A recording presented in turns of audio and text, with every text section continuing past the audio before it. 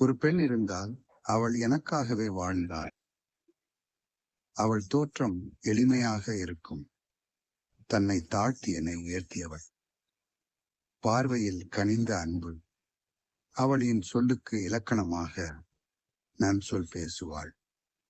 அவள் எளிமையான குழந்தை வாகுவான பேச்சு மனதையே குளிர வைத்துவிடும். வள்ளுவர் சொன்ன குழலினிய மழலை இவள்தானோ? இந்த பெண்ணை பெற நான் என்ன தவம் செய்தேனோ? தாய்மையில் தூய்மையவள், வெண்மையான உள்ளம் அவள், பெண்மையில் மென்மையவள். என் பால் வைத்ததொரு அன்பால் தன் பால் சுரந்து என் வயிற்றாற்றி தன் மனம் நிறைந்தாள்.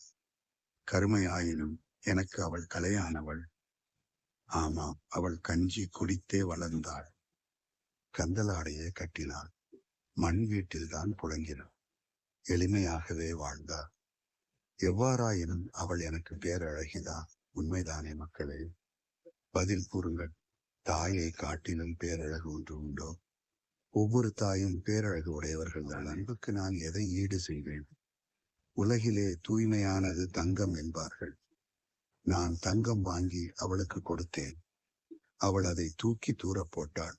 திகைத்து போனேன். என் தங்கமே, நீதானடா, இதை வாங்க நீ என்ன பாடுபட்டாயோ என்று என்னை கட்டி அழுதாள். அவள் மடியில் அழுதபடி படுத்தேன். எத்தனை இன்பம் இறைவா, உன்னை கண்டு கொண்டேன்.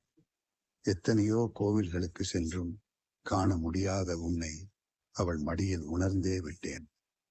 எனக்கு இது போதும். தங்கத்தை விட தூய்மை அன்பென்று பெற்றெடுத்தவள் கற்றுக் கொடுத்து விட்டாள்.